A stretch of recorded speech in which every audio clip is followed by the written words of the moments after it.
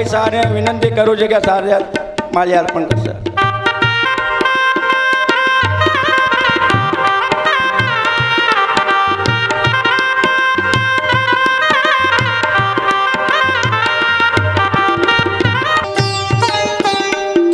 તાલીના ગડગડાટથી વધાવી લ્યો બધા.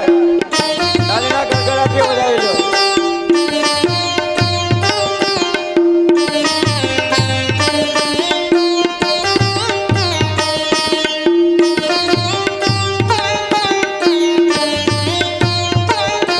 હવે પ્રફુલભાઈ, ગિરીશભાઈ અને જયેશભાઈ કેસા માલ્યાર્પણ કરશે.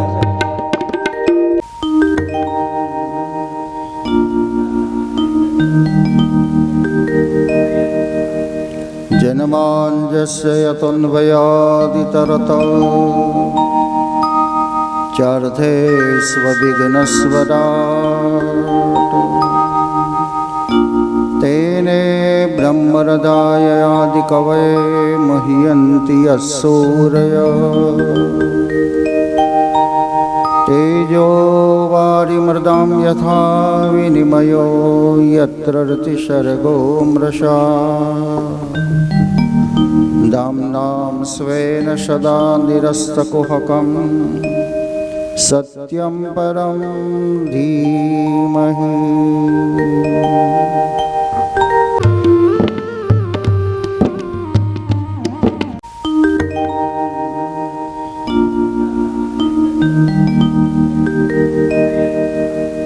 जन्माञ्जस्य यतोऽन्वयादितरतः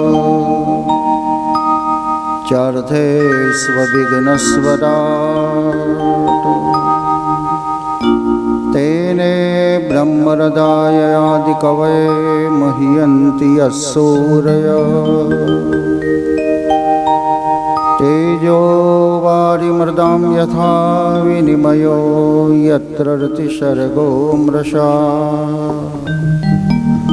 दाम्नां स्वेन सदा निरस्तकुहकं सत्यं परं धीमहि.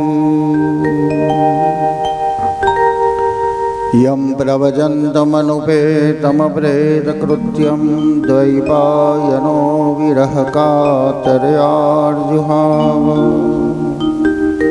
पुत्रेति तन्मनतया तरवोऽभिनेदोस्तं सर्वभूतहृदयं मुनिमानतोऽस्मि. बलहापीडं नटवरवपो कर्णयो कर्णिकारं बिभ्रजवाशकनककपिशं वैजयन्तीं च मालाम् रन्ध्रान् वेणो हृदयशुधया पूरयन् गोपवृन्दे वृन्दारण्यं स्वपदरमणं प्राविशद गीतकीर्ति. भजे व्रजे कमण्डनं समस्तपापखण्डनं सभक्तचित्तरञ्जनं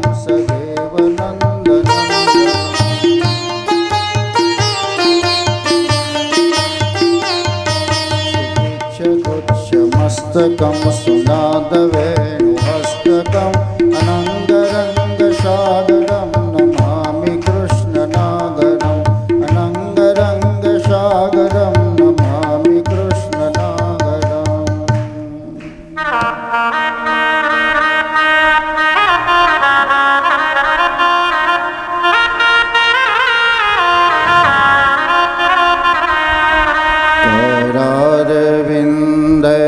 पदारविन्दं मुखारविन्दं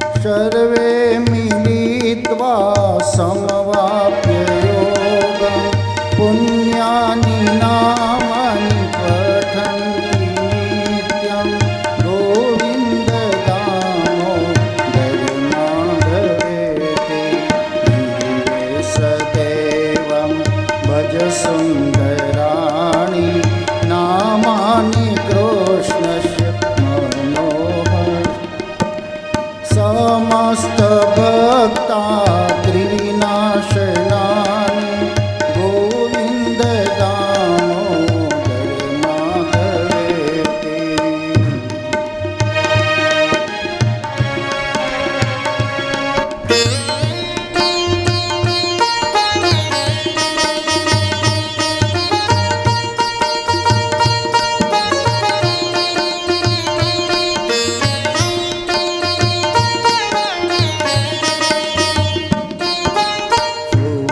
सुखावशाने इदमेव सारं दुःखावशाने इदमेव ज्ञेयं देहावशाने इदमेव जाप्यं गोविन्द दामोदर माधवेति श्रीकृष्ण राधा वर गोकुलेश गोपाल गोवर्धननाथ विष्णु जीवे पिबश्वामृत में तदेव गोविन्द दामोदर माधवेति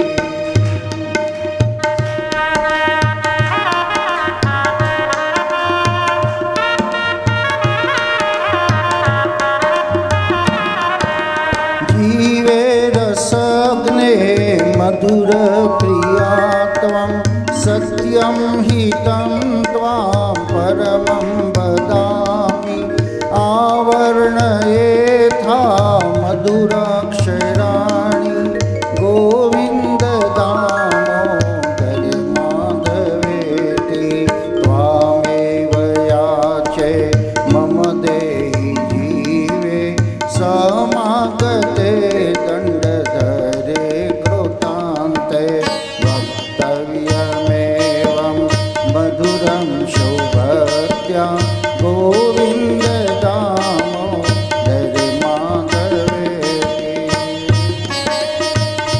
मे तदेव गोविन्द दामोदर माधवेति गोपीपते कंसदीपो मुकुन्द लक्ष्मीपते केशव वासुदेव जीवे पिबश्वामृत में तदेव गोविन्द दामोदर माधवेति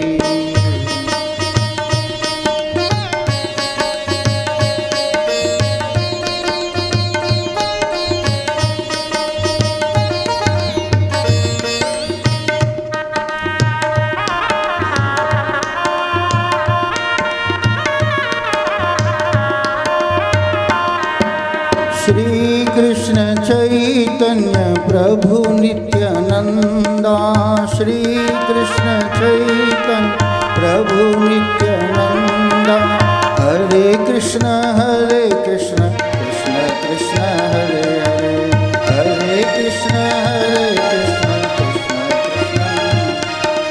हरे राम राम राम हरे हरे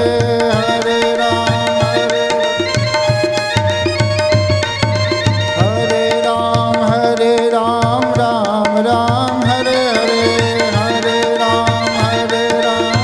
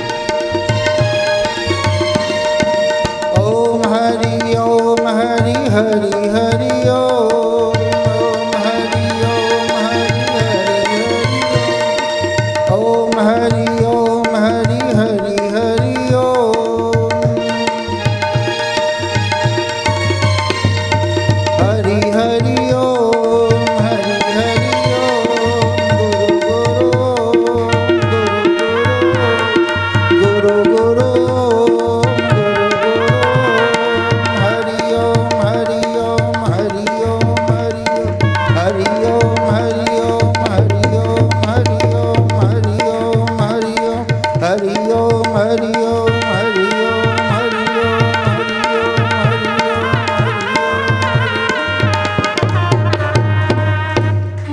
શ્રી બાલકૃષ્ણલાલ કી જય.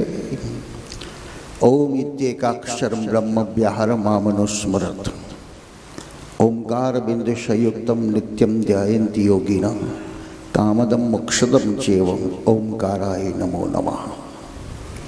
પિંગલા પિંગલાને દેવતા સર્વે સુખમણામાં જોઈ, સર્વે સુખમણામાં જોઈ. અકાર મકાર ઇકાર અને ઉકાર જે ઓમ છે. દુનિયાની શરૂઆત ક્યાંથી થઈ? તો શાસ્ત્રો એમ કહે છે ભગવાન શંકરે ડમરૂનો નાદ કર્યો અને એ ડમરૂના નાદમાંથી અ ઈ ઉ રુ લુક એ ઔ ઐ ઔચ એ સંસ્કૃત શબ્દ નીકળ્યા, જેમાંથી પછી ઇંગ્લિશ શબ્દ નીકળ્યા, ગુજરાતી નીકળ્યા, મરાઠી નીકળ્યા. એ શબ્દની શરૂઆત ભગવાન શંકરના ડમરૂમાંથી થઈ. તો દુનિયાની શરૂઆત ક્યાંથી થઈ? તો ઓમકારમાંથી. જે પર છે તે ઈશ્વર છે. અકાર નથી, મકાર નથી, ઇકાર નથી ને ઉકાર પણ નથી. એકાદશ સ્કંદમાં પ્રશ્ન છે ભગવાન કોને કહેવાય ને ઈશ્વર કોને કહેવાય? રામ અને કૃષ્ણ ભગવાન છે પણ ઈશ્વર જુદો. આજકાલ એક પ્રશ્ન ચાલે છે, રામને આપણે માનીએ છીએ તો રામ પહેલાં દશરથ કયા ભગવાનને માનતા હતા? વિચાર યોગ્ય છે. પણ સમયની સાથે કારણે સંભવામી યુગે યુગે યુગ યુગ પ્રમાણે ભગવાન ભૂતલ ઉપર પધારે છે. તો એનો અર્થ એવો નથી કે રામ પહેલાં કોઈ ભગવાન નહોતો. રામ પહેલાં સ્વયં વિષ્ણુ જ હતા. એ જ સ્વરૂપ પોતાનું લઈને પધાર્યા અને તેથી ભગવાને વિષ્ણુ કચ્છના રૂપથી, મત્સ્યના રૂપમાં, વરાહના રૂપમાં, કપિલના રૂપની અંદર, હંસ રૂપની અંદર, રામ, કૃષ્ણ, પરશુરામ અનેક રૂપની અંદર ભગવાન ભૂતલ ઉપર પધારીને સંભવામી યુગે યુગે ધર્મની સ્થાપના કરે છે. સ્વાભાવિક રીતે જે વ્યક્તિ સેવા કરતો હોય, સમાજ કાર્ય કરતો હોય, રાષ્ટ્ર કાર્ય કરતો હોય, કોઈ પણ જીવનો પક્ષપાત કર્યા વગર કર્મ કરતો હોય તો આપણે એને વંદનીય કરીએ છીએ ને પૂજનીય કરીએ છીએ. એને મહાનતા આપણે એનું સન્માન પણ કરીએ છીએ. તો રામ અને કૃષ્ણે જીવન જીવીને સમાજની વચ્ચે રહીને કેવા કર્મ કર્યા? જાણે છે અમે ઈશ્વર છે છતાંય સામાન્ય બાળકની જેમ રામ અને કૃષ્ણ સમાજની વચ્ચે રહેલા છે. ગ્વાલોની સાથે ભોજન કરેલું છે, ગ્વાલોની સાથે ગાયો ચરાવી છે, ગાયોની સાથે રમતગમત રમેલા છે. ભગવાન રામ પણ પૂર્ણ પુરુષોત્તમ છે છતાંય વંચરની અંદર 14 વર્ષનો વનવાસ લઈને સમાજને એક આદર્શ વિચાર આપ્યો છે. તેથી રામ બન્યા. એ ભગવાન જેવા કહેવાયા. એના જીવનથી આપણે એને મહાન બનાવી દીધો છે. અને તેથી જીવન જીવવાની એક કળા કોઈ શીખવતું હોય તો રામ અને કૃષ્ણ આપણને આપણી સાથે રહીને જીવન જીવનની કળા શીખવે છે. ભગવાન જોઈએ છે કે બાલકૃષ્ણ જોઈએ છે? વ્રજની કથા એમ કહે છે કે ભગવાન એક દિવસ વ્રજવાસીઓને કીધું ચલો તમને બ્રહ્મલોકના દર્શન કરાવી દઉં. એટલે વ્રજવાસીઓને બધાએ ડૂબકી મારી બ્રહ્માંડ કુંડમાં અને સીધા જ વૈકુંઠમાં પહોંચી ગયા. વ્રજવાસીઓ જોયું ને આપણો કનૈયો તો કેટલો મોટો છે, કેટલો મહાન છે, જોવું કેવા સુંદર અલંકારો પહેરે છે, મોટા સિંહાસન ઉપર દઈને બેઠો છે. એ લાલા, એ લાલા, એ લાલા. દ્વારપાળો, સિપાહીઓ, પ્રધાનમંડળ, મંત્રીમંડળ બધા કહેવા લાગી બહુમની પાડવાની, આગળ જાઓ, આગળ જાઓ, બહુમની પાડવાની, આગળ જાઓ. ભગવાન જતા હોય, ગ્વાલો દોડતા હોય, લાલા લાલા, સિપાહીઓ બધા કે આગળ જાઓ, આગળ જાઓ, બોલવાનું નહીં. 2-4 દિવસ પછી ભગવાને વ્રજવાસીઓને પૂછ્યું છે કે વૈકુંઠમાં, બ્રહ્મલોકમાં કેવો આનંદ આવ્યો? ત્યારે ગ્વાલોએ કીધું અમને આનંદ તો આવ્યો પણ અમારો જે કનૈયો હતો એ લાલો અમારાથી છીનવાઈ ગયો. અહીં તો તું વૈભવોની અંદર બેઠો છું, અમારી સમૂહ જોતો નથી, અમે મળી શકતા નથી, અમે તારી સાથે જમી શકતા નથી, રહી શકતા નથી. અમારે તો આ ભગવાન નથી જોઈતો, અમારે એ ભગવાન જોઈએ છે જે અમારી સાથે રમતો હોય, ખેલતો હોય, ભોજન કરતો હોય, એવો અમારે ભગવાન જોઈએ છે. આ બંનેમાં કઈ વ્યક્તિ પ્રિય બની જાય છે? આપણા જીવનમાં પણ આ વિચારવા જેવું છે. ભલે સમૃદ્ધિ છે, સંપત્તિ છે, સત્તા છે, જ્ઞાન છે, પણ અક્કડ જેવા રહ્યા કે બધાને દૂર દૂર કરતા રહ્યા તો કોઈ આપણી સાથે નહીં, પણ બધાની સાથે હળી મળી વળીને રહીશું. આજે મોદી સાહેબ આ બધી કાર્ય કરી રહેલા છે. સામાન્ય વ્યક્તિઓને ત્યાં ભોજન કરવાનું, એની પાસે બેસી જવાનું, એનું સન્માન કરવાનું, એના પગ ધોવાના. સમાજને એક શાસ્ત્રો ઘણું બધું શીખવે છે અને એ શીખનારો મહાન બની શકતો હોય છે. શ્રીમદ ભાગવતના માધ્યમથી આપણે પણ એવું કંઈક કર્મ કરીએ કે હું બધું જ છે મારી પાસે, પણ એનો મને ગૌરવ હોવો જોઈએ, પણ અભિમાન ન હોવો જોઈએ. આપણા પુરુષાર્થથી પ્રાપ્ત કર્યું છે એનો ગૌરવ હોવો જોઈએ, પણ એમાં અભિમાન ન હોવું જોઈએ, બીજાનું ઇન્સલ્ટ થતું ન હોવું જોઈએ, બીજાને ધુત્કારવાનો ભાવ ન હોવો જોઈએ. મને ઈશ્વર આપ્યું છે, એને નથી આપ્યું તો મને યશભાગી બનાવવા માટે, મારો હાથને પાવન કરવા માટે મારે એની સેવા કરી લઉં. કયા રૂપમાં ઈશ્વર મારી સામે આવીને બેઠો છે મને ખબર નથી. કદાચ એ ગ્વાલના રૂપમાં આવી, ગરીબના રૂપમાં આવી, રક્તપિત્તના રૂપમાં આવીને મારી સેવા સ્વીકારતો હોય તો. સમદ્રષ્ટિને તૃષ્ણા ત્યાગી, આવી જ્યારે દૃષ્ટિ આવી જાય છે ત્યારે ઈશ્વરની અનુભૂતિ થઈ શકે છે. પરીક્ષિતના જે પ્રશ્ન છે, પહેલો પ્રશ્ન આપણે ચર્ચા કરી, મરણ સમીપ આવે ત્યારે શું કરવાનું. બીજા પ્રશ્નની બીજા દિવસે આપણે પણ ચર્ચા કરી, ભિન્ન ભિન્ન પ્રકારની ઉપાસનાઓ બતાવી. ત્રીજા તત્વની ચર્ચા કરી, દેહમાંથી આસક્ત થયેલા માનવોની કથા. પ્રશ્નો અનેક છે, પણ સમયની સાથે સાથે આજનો અંતિમ પ્રશ્ન શ્રદ્ધો મુક્તિ, ક્રમાંક મુક્તિ, એ પણ આપણે જોઈ લીધું છે. પણ એક પ્રશ્ન જે જીવનની અંદર છે, મારી સાથે શું આવશે. પંચમસ્કંદની કથા યાદ કરી લો. ભરતસ્તુ મહાભાગવત વલિત પરિપાલનાય સંચિતાદનુશાસન પરા. કેટલો સમ્રાટ ચક્રવર્તી રાજા ભરત છે, પણ ભરતને વૈરાગ જાગ્યો અને વૈરાગ જાગતા જાગતા ભરતના જીવનની એક ભૂલ એ આપણને બધાને એલર્ટ કરે છે. અને એ એલર્ટ કરતા ક્યાંય કથાની ભૂલ છે. ચાલતા ચાલતા ચાલતા ચાલતા કેટલું ચાલીશું આપણે, કેટલું ભેગું કરીશું આપણે. કોઈ જાહેરાત કરી જેને જેટલી જમીન લેવી એટલી લઈ લો, પણ નિયમ છે સૂર્ય ઉદયથી સૂર્યાસ્ત સુધીમાં છે. હવે દરેક સ્વતંત્ર છે. કોઈ સંયમી હોય, સંતોષ હોય તો 2, 5, 10, 25, 50 સ્વીકારે, પણ કોઈ લોભી હોય કે આખી દુનિયા મારી જ કરી દઉં, મારી જ કરી દઉં, મારી જ કરી દઉં, પાછું વળીને જોતો જ નથી, તો સૂર્યાસ્તના સમયે 6 ફૂટની તેને જમીન મળે છે. સંસાર જીવનની યાત્રાની અંદર આપણે બધું જ મેળવવા માટે તત્પર છે, પણ કેટલું મેળવી શકાય. ચલો એના કરતા એક્ઝામ્પલ સરસ બતાવો. તમારી સામે 56 ભોગની વેરાયટીઓ, 5 શાક ને મીઠાઈઓ, ફરસાણ બધું જ મૂક્યું છે, ખાઓ. કેટલું ખાશો? 300 ગ્રામ, 400 ગ્રામ, બહુ તો પ્રેશર કરો તો 500 ગ્રામ ખાઓ, થોડી તાકાત હોય તો 600, 700 ગ્રામ ખાઓ. પછી તો વોમિટો થઈ જાય. આપણું જેટલું છે એટલું જ આપણી પાસે રહી શકે છે, બાકી બીજાનું છે. પણ બીજાનું હડપ કરવા દઈએ તો મહાભારતની કથાને યાદ કરી લો. સ્વર્ગના દ્વાર સુધી ભીમ ન જઈ શક્યો. આ દોષ મનને તમને બધાને લાગે છે. યુધિષ્ઠિરને પૂછવામાં આવ્યું કે યુધિષ્ઠિર, હું કેમ સ્વર્ગના દ્વારમાં જતા અટકી ગયો? ત્યારે યુધિષ્ઠિરે ભીમને કીધું, તારો એક જ દોષ હતો, બીજો ભલે ભૂખ્યો રહે પરંતુ તારો પેટ ભરતો હતો. 5 રોટલીમાં આપણું પેટ ભરી જાય છે તો 6ઠી, 7મી ને 8મી રોટલી દબાઈને નાખી એટલે આપણે બીજાનામાંથી છીનવી લીધી. રોટલી કરનાર તમે રાખ્યો હોય કે, અને તમે રોજ 3 રોટલી ખાઓ ને એક ધારો 5 રોટલી ખાઓ તો રોટલી વાળી નજર ક્યાં ગઈ? હું ભૂખી રહી ગઈ, મારે ફરી બનાવી પડશે, ભૂખી ગઈ તો ઓછું ખટાડું. કારણ આપણી જેટલી રોજની હતી એટલી આપણે એ બનાવીને ગણી. આજકાલ તો શહેરોમાં તો બધું ગણી કરીને જ થાય છે. હાજીનું હવાર ના મળે, હવાનું હાજી ના મળે. જો 2 રોટલી વધારે ખવાઈ જાય તો એક જણો ભૂખ્યું રહેવું પડે. પછી તો સમાજની સ્થિતિ છે કે જેને જેટલું છે એટલું તૃપ્ત કરવું જોઈએ. તો ભીમની પણ એ લીલા બતાવી છે આપણને કે બીજો ભૂખ્યો ન રહે. ઉપવાસ કેમ બતાવે છે? આના માટે બહુ બધી ઝંઝટો છે, પણ મારી બુદ્ધિ પ્રમાણે હું વિચારું છું, ઇનડાયરેક્ટલી બચત છે. ઉપવાસ એટલે ઇનડાયરેક્ટલી બચત.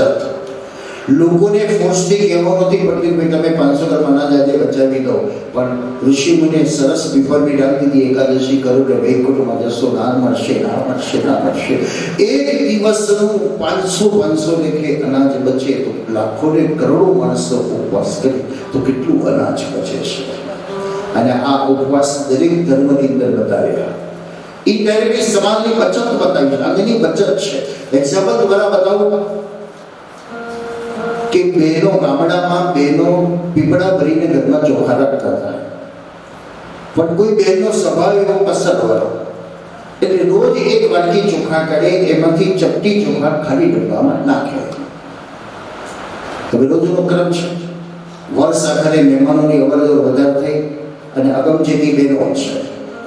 10 કિલો ઘરમાં હોય ને બૂમો પાડે, ખલાસ થઈ ગયું, ખલાસ થઈ ગયું, ખલાસ થઈ ગયું. અને ખબર છે 2-5 દાડે પાછું આવશે. એટલે પતિ ગભરાઈ ગયું, સીઝન આવી નથી, ચોખા ખલાસ. હા, તો હવે અત્યારે તો પૈસા નથી, ભાવ વધારે છે. એટલે બેન છે કે સારું, ચિંતા ના કરશો. પણ તું કહે છે ને નથી. હા નથી, પીપળામાં નથી, પણ ડબ્બામાં જોયું તો મન ડોરવણ ચોખા છે. ક્યાંથી લાવે? એટલે બહેનો પોતાની કળા બતાવે ને, રોજ ચપટી ચોખા નાખી દીધી ને તો વર્ષ આખરે આટલા ચોખા થઈ ગયા.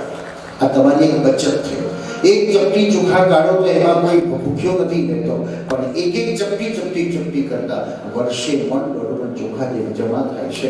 એમ આપણા જીવનના 70 વર્ષના કે 100 વર્ષના જે ઉપવાસ થયા, આ બોનસ 60 પછીનું જે છે ને એ ભગવાનનું બોનસ મળવા. આ વર્તમાન કદીકાળમાં તો 60 પછીનું બોનસ છે. પહેલાના સમયમાં 100 વર્ષ હતું ને 100 પછીનું બોનસ હતું. અત્યારે તો 50 અને 60 થયા બધી બોનસ માની લેવાનું. કે એટલે એ બોનસ કયું આપણને મળે છે? આપણે જે વ્રતો કર્યા છે, ઉપવાસ કર્યા છે, કારણ આપણું મિલકત કઈ? તો 3 વસ્તુ આપણી છે: અન્ન, જળ અને શ્વાસ. આ 3 વસ્તુ ભગવાને આપણને ક્વોન્ટિટીમાં આપી દીધી. આટલા 1000 ટન તારે ખાવાનું છે, આટલા 1000 લીટર તારે જળ પીવાનું છે, આટલા લાખો તારે શ્વાસ લેવાના છે. બસ એમાંથી બચત જે કરી છે એ અણી ચૂકવો 100 વર્ષ જીવી જાય. ભલે ડૉક્ટરો હાથ હેઠા મૂકી દીધા હોય, પણ એનું બાકી છે તો એ પૂરું કરવા માટે ફરી પાછો ચાલતો થઈ જાય છે. તો શરીર એક નિરોગી કરનારો પણ ઉપવાસ છે, સંસારરૂપી સ્વર્ગની અનુભૂતિ કરાવનારો પણ એ પણ ઉપવાસ છે. સ્વર્ગમાં જઈને આપણે શું કરીશું? આપણે એકલા બેસી જવાનું,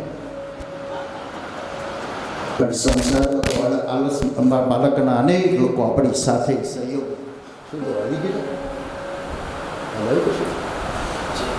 સંસાર સ્વર્ગમાં તો આપણી સાથે બધા જ હળીભળીને રહેતા છે. શ્રીમદ ભાગવતના એ ચરિત્ર દ્વારા પરીક્ષિતના જે પ્રશ્નો હતા, અંતમાં સુખદેવજી મહારાજે પરીક્ષિતને એક પ્રશ્ન કરે છે: રાજા, હજુ જિજ્ઞાસા છે તને? બસ આપણે જમવા બેઠા હોય તો 5-6 રોટલી ખાઈને પછી કે ના, હવે નહીં, બસ હવે નહીં. તો જેમ ભોજન છે એમ સત્સંગ પણ એક ભોજન છે. આપણી કેપેસિટી પ્રમાણે લેવાય છે. જુવાનીમાં ઘી પચી શકે, પણ ગડપડમાં ઘી ન પચે તો ઘી ના ખાવું જોઈએ. ભાઈ બસ બહુ થઈ ગયું, 1 ચમચી. હવે ખીચડી પચે છે તો ખીચડી સારી છે. એમ પરીક્ષિતને પૂછવામાં આવ્યું કે રાજા, હવે કોઈ જિજ્ઞાસા છે તને? ત્યારે પરીક્ષિત કીધું, બસ હવે નહીં. કારણ હવે મારે મારું કામ મારી જાતે કરવાનું. જમ્યા પછી શું કામ કરવાનું? આપણી તો પછી કહેવત છે, જમીને સૂઈ જવાનું, મારીને ભાગી જવાનું. બરાબર છે, કરવું જ જોઈએ. ભાગી નહીં જવાનું, મારીને ભાગવાનું નહીં. જમીને સૂવાનું ખરું. વામકુક્ષી સુવાથી શરીરમાં પાચનતંત્ર સ્વસ્થ બને છે. બધી આપણે શરીરમાં જે બધા મિલિટરી માણસો છે, નોકર વર્કરો, એ બધા કામ કરવા લાગી જાય છે. એટલે થોડુંક સમય એને ફાળવવો જોઈએ. એટલે પચાવવા માટે, ભોજનને પચાવવા માટે. એટલે પરીક્ષિત કીધું, મહારાજ હવે મારી વાણીને વિરામ આપો. સુખદેવજી ઊભા થયા. ના, પરીક્ષિત ઊભો થયો. 7 દિવસથી પલાઠી વારેલા પરીક્ષિતે સુખદેવજીના ચરણમાં જઈને વંદન કર્યા. શું આપી શકું? વિચારો, આપણી પાસે આપવા જેવું શું છે અને આપણે શું શું આપીએ છીએ? ભગવાન પાસે શું લઈને જવું જોઈએ અને આપણે શું શું લઈને જઈએ છીએ? બાલ મંદિરમાં છોકરો ડબ્બો રૂમાલ લઈને જાય, એમ આપણે મંદિરમાં જઈએ એટલે જોડી ફૂલ ચોખા રૂપિયો લઈને જવાનો. ભગવાન કહે છે હું માગું છું પણ 3 વસ્તુ માગું છું ને તું આપે છે પણ 3 વસ્તુ આપે છે, પણ મને જે જોઈએ છે એ તું નથી આપતો. તારું તન મને હાલ, તારું મન મને હાલ અને તારી બુદ્ધિ મને આપ. આ શરીર એક જોડી છે, એમાં 3 વસ્તુ આપણી અંદર રહેલા છે. પ્રભુ કહે છે તારું મન મને હાલ, તારું ચિત્ત મને હાલ, તારી બુદ્ધિ મને હાલ, અને હું તને એનો સદુપયોગ કરતા શીખવાડું. પરીક્ષિત કીધું મહારાજ મારું છે હું તમને આપું. સંસારમાં આપણું શું? ભલે અત્યારે ઠેકો લઈને બેઠા છે, આ બધું મારું છે, આ મારું છે, મારું છે, મારું છે. આપણું કશું જ નથી. આપણે જેવા ગયા એ તરત જ કાગળિયા બદલાઈ જશે ને માલિક બીજો આગળ આવી જશે. તો મારું શું? દુર્લભો માનુષ દેહો દેહિનામ ક્ષણભંગુર. કરોડો રૂપિયા આપવા છતાં ન મળે એવું ઈશ્વરે મને આ શરીર આપ્યું છે, અને મારી એકાદશ ઇન્દ્રિયો મન બુદ્ધિ ચિત્ત પ્રભુ આપના ચરણમાં સમર્પણ કરું છું. ચરણ કમળમાં શીશ નમાવી વંદન કરું શ્રીનાથજી. ચરણ કમળમાં શીશ નમાવી વંદન કરું શ્રીનાથ. આશીષ દેજો ઉરે માલેજો, આશીષ દેજો ઉરે માલેજો. મેવાડના શ્રીનાથજી અમી ભરેલી નજરો રાખો, અમી ભરેલી નજરો રાખો. મેવાડના શ્રીનાથજી દર્શન આપો, દુખડા કાપો. મેવાડના શ્રીનાથજી.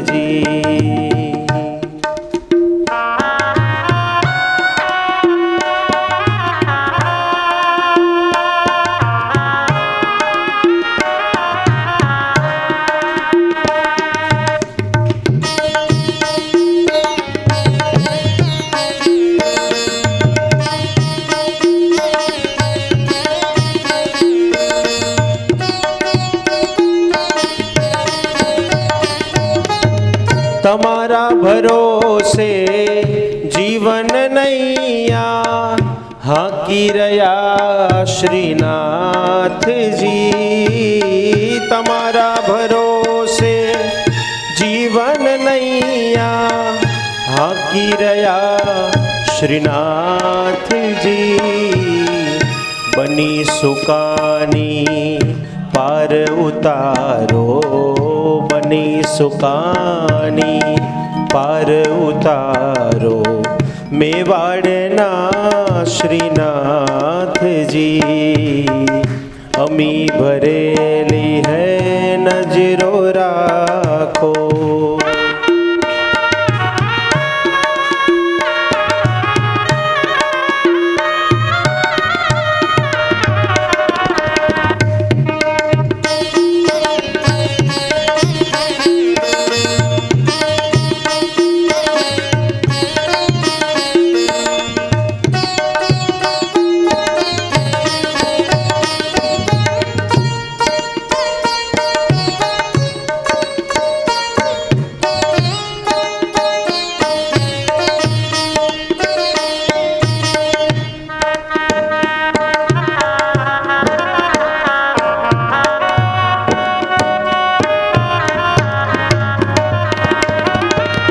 ભક્તો તમારા કરે વિનંતી, સાંભળજો શ્રીનાથજી હો.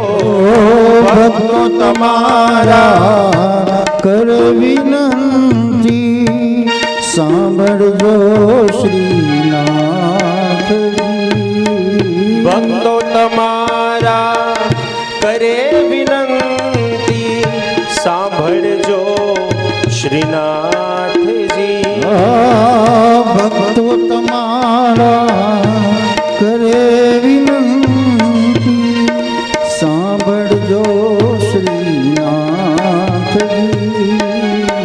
દયા કરીને દર્શન લેજો દયા કરીને દર્શન લેજો મેવાડના શ્રીનાથજી અમી ભરેલી નજરો રાખો અમી ભરેલી નજરો રાખો મેવાડના શ્રીનાથજી દર્શન આપો દુખડા કાપો દર્શન આપો દુખડા કાપો મેવાડના શ્રીનાથજી મેવાડના શ્રીનાથજી મેવાડના શ્રીનાથજી શું અર્પણ કરી શકીએ? તારું તુજને દઈએ એમાં મારું કંઈ ન રહે. લક્ષ્મીના પતિએ છે, લક્ષ્મી એની છે, એણે આપણને આપી છે, એનું ને એનું એના પર એને પાછું આલીએ છે. નમ્રતાની સાથે વિવેકથી પોતાનું આસન છોડ્યું અને સુખદેવજીના સાનિધ્યમાં જઈને વંદન કરીને કીધું, મહારાજ આજ દિન સુધી શરીર મારું હતું જે મારી સાથે ને સાથે રહ્યું છે, આ ઇન્દ્રિયો મારી સાથે રહી છે, એ હું આપને સોંપી દઉં છું. બ્રહ્મ સંબંધ દ્વારા તમે અર્પણ કરો છો શ્રી કૃષ્ણ શરણમ મમ મંત્ર બોલીને તમે તમારું કરિયાવર શું આપો છો? એ સોના ચાંદી હીરા મોતી નહીં, પણ આ શરીર અને ઇન્દ્રિયો મન બુદ્ધિ ચિત્ત પ્રભુના ચરણમાં અર્પિત કરી દઈએ છે. ત્યાં દાસત્વનો શરણાગતિની અનુભૂતિ થવી જોઈએ, પણ આપણે એ અનુભૂતિ કરી શક્યા નથી. આપણે ખાલી અષ્ટાક્ષર મંત્ર બોલી શક્યા છે.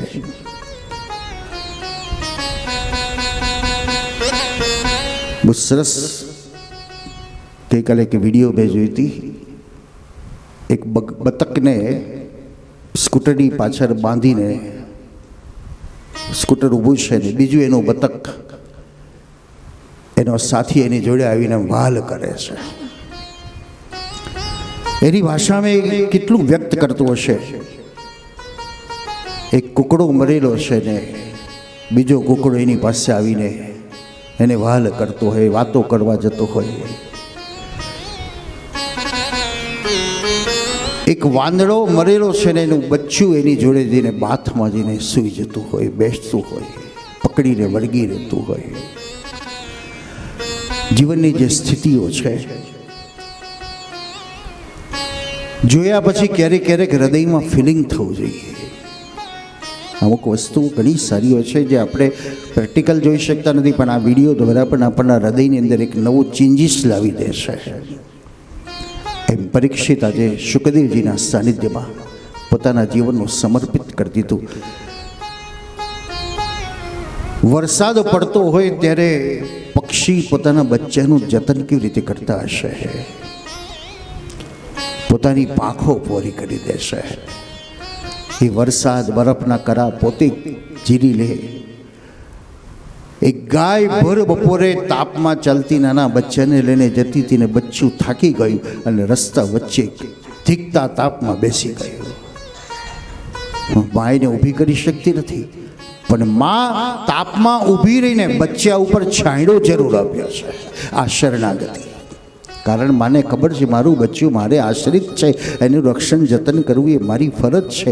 એમ આ જીવ પણ ઈશ્વરનો બની જાય તો ઈશ્વર એને કઈને પ્રકારે એનું રક્ષણ કરતો જ હોય છે.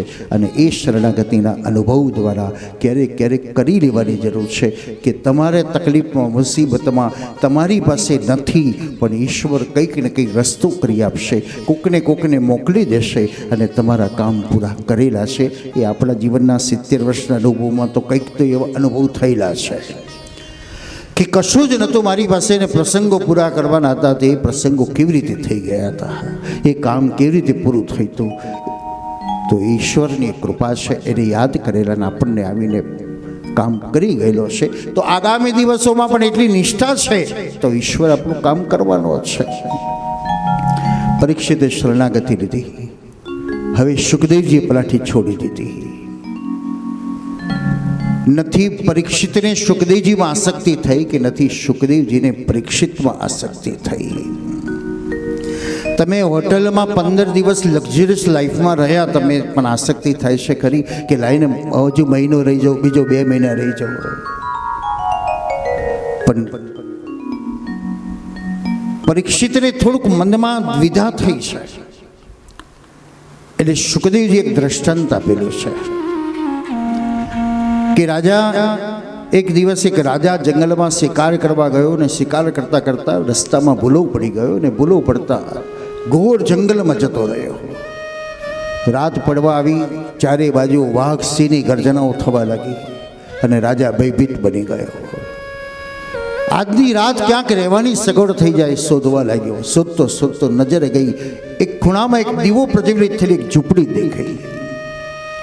રાજા ખુશ થઈ ગયો, ચલો આ ઝૂંપડીમાં ગમે તેમ કરી આજની રાત વ્યતીત થઈ જાય, સવાર પડીને નીકળી જઈશું મારા નગરમાં.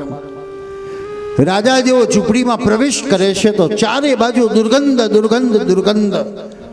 પ્રાણીઓના મળદા લટકેલા છે, હાડકાં પડેલા છે, ચામડા ચારે બાજુ પડેલા છે. આટલી દુર્ગંધ છે. પણ રાજાને બચવું છે એટલે એક સાધુ બેઠેલો જોયો અને એને કીધું, બાપજી મને આજની રાત તમારી ઝૂંપડીમાં રહેવાનું કહો, મને રહેવા માટે આજ્ઞા આપો.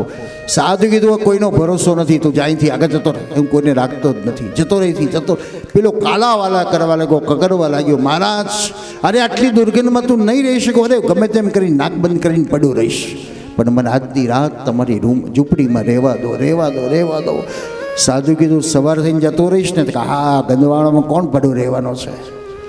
આખી રાત એક બાજુ ખૂણામાં પડી રહ્યો છે ને સવાર પડતા પડતા જેવું સંતે બૂમ પાડી, એ ચલાઈથી નીકળ નીકળ નીકળ. પેલો કહેવા લાગ્યો, ના હું તો અહીં જ રહેવાનો, હું અહીં જ રહેવાનો, હું નહીં જવાનો, મારું છે, મારું છે. સુખદેવજી કીધું, પરીક્ષિત આ માણસને શું કહેવાય? બોલો, આપણા કોઈક રૂપિયા પચાવી પાડે તો આપણે એને શું કહીએ? વિશ્વાસઘાતી કહેવાય, નકામો માણસ કહેવાય, દગો કર્યો. એટલે પરીક્ષિત કીધું, મહારાજ આ યોગ્ય ના કહેવાય. એક રાત માટે આશરો આપ્યો છે તો બીજા દિવસે નીકળી જવું જોઈએ, એને શિક્ષા કરવી જોઈએ, એને મારીને કાઢવો જોઈએ. ત્યારે સુખદેવ કીધું, પરીક્ષિત એ તું જ છો, આપણે બધા જ છીએ. સંસાર રૂપી નગરીમાં અવધિ આપણને આપેલી છે 60, 70, 80 વર્ષ, પણ જવાનું મન નથી થતું ને. મરવું કોને ગમે? કોનામ મૃત્યુ બોલવું બહુ સહેલું છે, પણ અનુભવવું બહુ જ અઘરું છે. યોગીઓ, જ્ઞાનીઓ, ભોગીઓ બધાને ગભરામણ કરાવી દે એવું આ કાળ છે. કારણ એક દિવસ આ ફાની દુનિયા જવા છોડીને જવાની. પોપટ તન પિંજર નહીં તારું, માની બેઠો તું તો મારું રે પોપટ પ્યારા. અને પરીક્ષિત જાગૃત થઈ ગયો, સમજી ગયો. સુખદેવજી મહારાજ ઊભા થઈને ચાલતા થયા, ચાલતા થયા, ચાલતા થયા. પરીક્ષિત જોયા જ કરે, જોયા જ કરે, જોયા જ કરે. ક્યાં સુખદેવજી વિલીન થયા અને ક્યાં પરીક્ષિત વિલીન થયો એ કોઈને ખબર જ ન પડી. કાળનો દંશ આપણને બધાને વાગશે. ક્યારે વાગશે ખબર નહીં પડે, કેવી રીતે વાગશે ખબર નહીં પડે, કોઈ જાણશે જ નહીં. બેઠેલા હોય તો કે ખબર પડે, એકદમ ઢીડી, શું થયું ભાઈ હમણાં ટપ. તો જીવનની જે સ્થિતિ છે અને એ સ્થિતિની અંદર સજાગ સતત રહેવાની, આ વોલ્યુમ બદલાઈ ગયું, સજાગ સતત રહેવાની જે જરૂર છે. મનથી એક નિશ્ચિંત કરી લઈએ, ભગવાને મને જોબ આપી છે, સંસારની જોબ છે, એમ આપણી સંસારની જોબ ભગવાને આપણને સોંપી છે. હું મારાથી સેવા જ કરું છું, ઈશ્વર જેમ કરાવે છે એમ હું કરી રહ્યો છું. બીજાનું હડપ કરીને, બીજાનું અનીતિ કરીને, બીજાને છેતરીને લૂંટીને એ ઝેર જ છે. ઝેરના લાડવા ખાતા સારા લાગે છે પણ પચાવવા બહુ અઘરા છે. એમાં બધા જ આવી જાય છે, પણ મન એટલું નબળું છે. માનો કે આપણે કઈ હોસ્પિટલમાં ગયા છે અને એના કરમ આપણે જાણીએ છીએ, તો પછી બહાર નીકળીએ ને કહીએ ને જોયું કેવા ભોગવી રહ્યો છે. કેટલો વૈરાગ જાગે આપણને. ભાઈ ભગવાન દયા કરે ને આપણાથી આવા ખોટા કામ ન થાય. આવું બોલીને આપણે પગથિયા ઉતરી રહ્યા છે ને બરાબર આપણી સામે એક ધનવાન શેઠ આવીને એમ કે બેન એક ખોટી સાક્ષી આપશો, 5 લાખ રૂપિયા આપીશ. 1 મિનિટ પહેલાનું દ્રશ્ય આપણી આંખની સામે છે, બીજી જ મિનિટમાં આપણી સામે 5 લાખ રૂપિયા છે. મનમાં ભયંકર યુદ્ધ થશે અને છેલ્લે આપણે ડાયા થઈને આપણી જાતે શું કે કોણ જાણે છે, કોણ જુએ છે, લઈ લઈને કહી દેવા દે ને શું વાંધો છે, કોઈને ખબર પડવા નથી. અનુગ્રહાય વચરંતિ નૂનમ. આપણે પણ ખાડામાં પડવાની તૈયારી જ કરતા હોઈએ છીએ. તો પરીક્ષિત વિલીન થયો, જીવનમાં જાગૃત થવાની જરૂર છે અને એ જાગૃતતામાં એવી જાગૃતતા એક રાખીએ કે મારે કોઈનું અનિતિનું આવે નહીં. શાસ્ત્રએ આપણને નીતિ આપી છે, મારા હકનું છે, મારું છે, મારા પ્રમાણમાં હું લઈ શકું, પણ બીજાનું હડપ કરવાની વૃત્તિ હું ન રાખું. કારણ અંતે તો બધાને ખબર છે બધું દઈ જવાનું, પણ રોગ હું શા માટે બોલાવું? આજે હોટલોમાં જઈને આપણે સ્લો પોઈઝનો નથી લેતા, જાણે છે બધું નકામું છે, કેમિકલ વાળું છે. અમદાવાદનું ખાવું એટલે મારા માટે બીજા દિવસે એસિડિટી થાય છે. કારણ કે તમને બધાને ટેસ્ટી લાલ લીલું પીળું કલરવાળું જ ગમે છે વધારે. શહેરોવાળાને બધાને આમ ચટાકેદાર હોટલ જેવું દેખાવું જોઈએ ને. અને હું જે દેખાવું 2-3 દિવસ કથા હોય ત્યારે તો મારે ઉપવાસ કરવો પડે, કાં તો પછી બીજા દર ગોળીઓ ખાવી પડે. કારણ એ અંદર કેમિકલ છે. જે કલર આપણે બજારમાંથી ભલે મરચું લાવીએ, કડદર લાવીએ, આજકાલ બધું કલર લાલ કલર દેખાવો, પીળું કલર કે એટલું મરચું એવું નથી કે લાલ લાલ ચટાકેદાર થઈ જાય, તેલે લાલ બની જાય એવું મરચું હોય ખરું. પણ આપણને લાગે છે કે ના ના બહુ સરસ ચટણી મરચું છે ને પટણી મરચું છે. તો જીવનની જે સ્થિતિ છે કે આપણે આપણી જાતે જ બીમાર બનવા માટેના પ્રયત્નો કરીએ છીએ અને પરિણામે આપણે સોસાવવું પડતું હોય છે. તો જીવનને હવે થોડુંક જીભને પણ ચટાકામાંથી મુક્ત કરવાની જરૂર છે. અને જેટલું સાદું એટલું સીધું, બાકીનું બધું વાંકું. તો ભલે આપણા ટેસ્ટ પ્રમાણે આપણે બધું જ લઈ શકીએ, પણ સાથે સાથે શરીરને સંયમિત કરવાની પણ જરૂરતા છે. પરીક્ષિતના અંતિમ ચરણ દ્વારા આપણે બધા જ પરીક્ષિત છે. પરીક્ષિત તો મુક્તિના માર્ગમાં ગયો છે, પણ આપણે 7 દિવસમાં 1 દિવસ તો આવશે જ. તો એના માટેની આ એક આધ્યાત્મ સિંચન હતું. આપણા મનને સમજાવી રાખવાનું છે, આપણે જાતે અનુભવવાનું છે. સલાહ વાળવાની જરૂર નથી, પણ આપણી જાતે જ આપણે જ આપણા ગુરુ બનવાના અને આપણે જ આપણા શિષ્ય બનવાના અને મનને સમજાવવાનું. જીવે રસગ્ને મધુર પ્રિયાત્વમ. તમારા છોકરાને તમે સમજાવ્યું છે ને આવું, બેટા બહુ સરસ છે, જરાક ખાને, જરાક ના મમ્મી ના, બેટા હું તો ચોકલેટ આપીશ. એટલે દીકરો જરાક ખાય એટલે સારું લાગે એટલે ફરી ખાવા લાગે છે. એમ આપણે આપણી ઇન્દ્રિયો, એ બાળક છે, બુદ્ધિ એની માં છે, એ માં બુદ્ધિને મનને ઇન્દ્રિયોને સમજાવે. હવે ધીરે ધીરે તું ભગવાનની ભક્તિમાં રંગ લગાડ, સ્મરણમાં મન લગાડ, ઘટઘટમાં ઈશ્વરને અનુભવ કર. અને એ જ કરતાં કરતાં એક દિવસ મન લાગશે, અને મને લાગશે તો મેરે તો આધાર શ્રી વલ્લભ કે ચરણારવિંદ. मेरे तो आधार श्री वल्लभ के चरणारविंद. माथे को श्रृंगार श्री वल्लभ के चरणारविंद. माथे को श्रृंगार श्री वल्लभ के चरणारविंद. मेरे गले को हार श्री वल्लभ के चरणारविंद. के चरणारविंद विठ्ठल के चरणारविंद. वल्लभ के चरणारविंद विठ्ठल के चरणारविंद. वल्लभ के चरणारविंद विठ्ठल के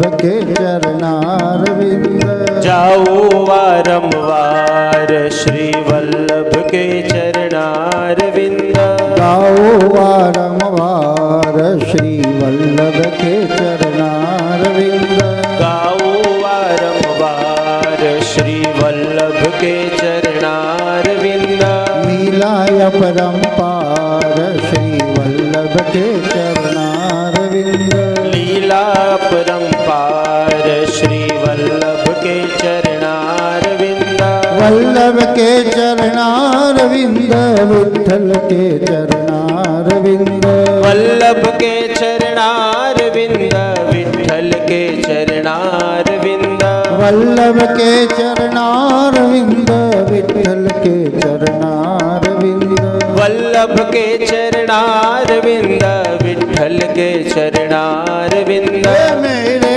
तो आधार मेरे तो आधार श्री वल्लभ के चरणार मेरे तो आधार श्री वल्लभ के चरणारविंद मेरे तो आधार श्री वल्लभ के चरणारविंद मेरे तो आधार श्री वल्लभ के चरणारविंद वल्लभ विठ्ठल गिरिधारी यमुना मानी बलिहारी वल्लभ विठ्ठल गिरधारी यमुना मानी बलिहारी हे वल्लभ विठ्ठल गिरिधारी यमुना मानी बलिहारी वल्लभ विठ्ठल गिरधारी यमुना मानी बलिहारी यमुना मानी बलिहारी यमुना मानी बलिहारी यमुना वल्लभ विठ्ठल गिरधारी यमुना मानी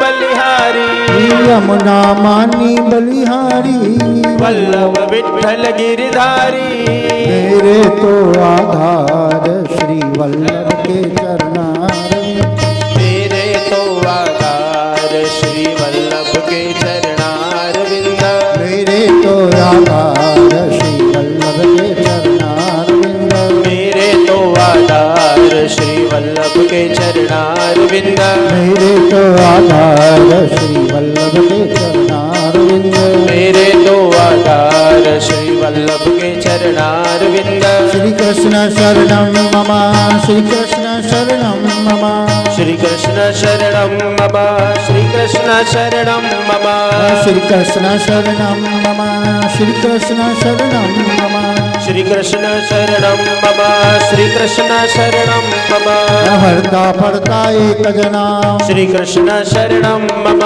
उठता बेसता एक जना श्री कृष्ण शरणं मम राजा नजरो मारी फरे श्री कृष्ण शरणं मम ત્યાં નિરખો એક जना श्री कृष्ण शरणं मम श्री कृष्ण शरणं मम श्री कृष्ण शरणं मम श्री कृष्ण शरणं मम श्री कृष्ण शरणं मम श्री कृष्ण शरणं मम श्री कृष्ण शरणं मम श्री कृष्ण शरणं मम श्री कृष्ण शरणं मम श्री कृष्ण शरणं मम श्री कृष्ण शरणं मम श्री कृष्ण शरणं मम श्री कृष्ण शरणं मम श्री कृष्ण शरणं मम श्री कृष्ण शरणं मम श्री कृष्ण शरणं मम श्री कृष्ण शरणं मम श्री कृष्ण शरणं श्याम सुंदर श्री यमुने महारानी जी की जय गौ माता की जय। बाल कृष्ण लाल लाल की जय